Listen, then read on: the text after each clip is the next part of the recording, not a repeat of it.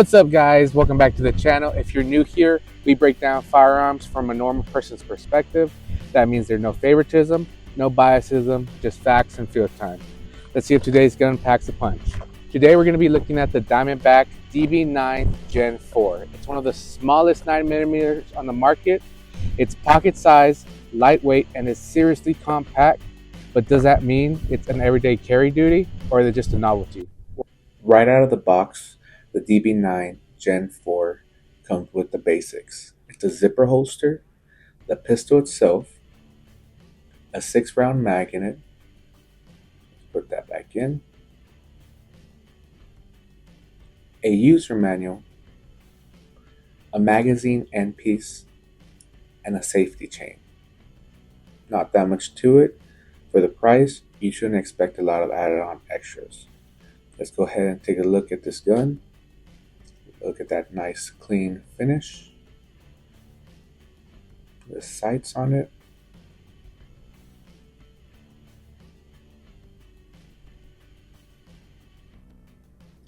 Let's start off with the initial impression. My initial impression of this gun is that it's super tiny, very tiny. It's less than 4 inches in height, less than 1 inch in width. It's super compact. The magazine pops out freely whenever you press the mag release. It just pops out like this. The slide rack feels a bit rough, but it should loosen up after a couple shots. The slide serration feels very sharp, very well crafted by the machine. You got your sights. Another great fact is that this gun only weighs 11 ounces when it's not loaded. Now for the real test. Let's see how she shoots.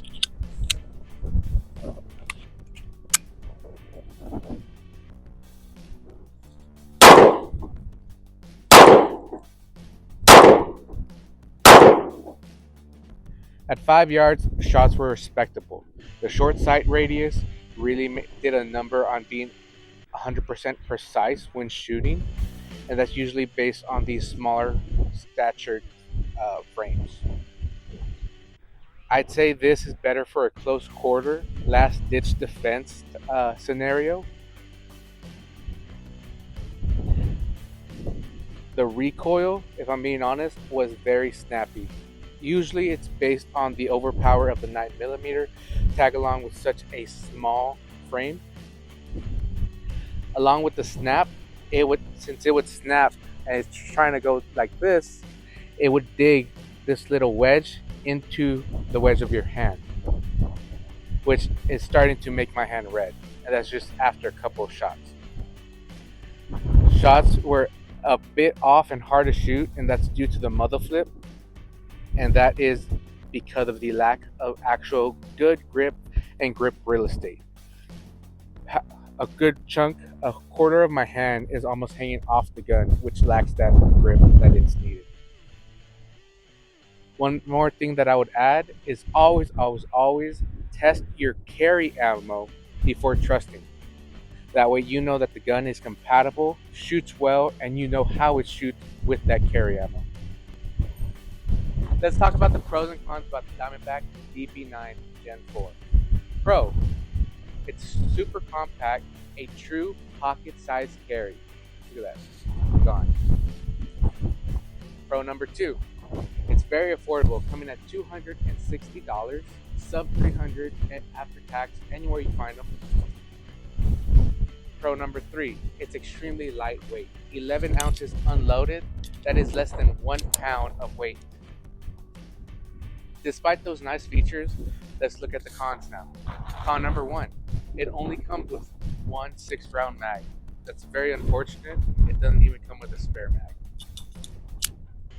Con number 2: the snappy recoil would just destroy your hand eventually, and it's going to continuously just beat on you. And con number 3: there is no aftermarket support on these firearms, and that's simply due to the fact of the bottom low tier cheaper alternative option that this is specifically made for. Overall, this is the gun that punches above its weight class, but it's never going to replace a Glock, Canic, or any mid to high tier firearm. The Diamondback DB9 Gen 4 filled a very specific niche. This is not a range gun or a competition gun. This is a deep concealment, backup carry, or minimalistic EDC carry. If you're looking for something that hides well in a pocket, or a bag, or an ankle rig, the DB9 Gen 4 might just be what you're looking for. Final verdict, ratings. The Diamondback DB9 Gen 4 is a bare bone, ultra compact 9mm that punches above its weight class. I would not hand it to a beginner shooter, but to an experienced shooter looking for a backup or a small carry option, the DB9 Gen 4 would be a great piece. Let's look at ratings. Reliability, let's give it a 6 out of 10. It's reliable for what it is, but I feel like it lacks that trust that you need to have in a firearm. Accuracy, let's give it a 7 out of 10.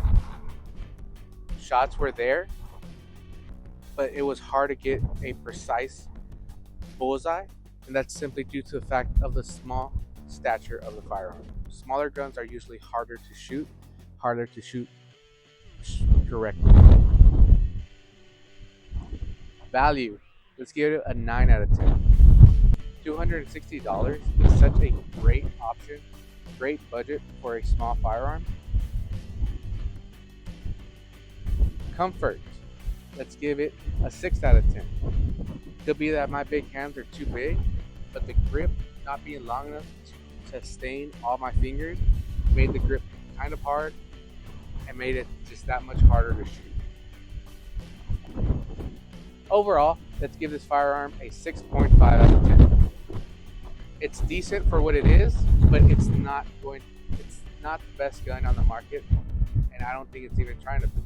I think it's just trying to be a last-ditch defense, backup, minimalistic, and oh snap, in the moment, I need something to shoot. Let me know in the comments below, do you agree with those ratings? Do you have this firearm? Or would you want to get this firearm? Or is it just too small for your setup?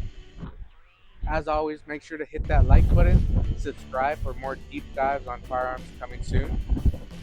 I'd like to give a quick big thanks to my wife for helping me edit this, Jordan Guidros for the music. Her links are attached below. And as always, guys, be safe, train, and see you next time.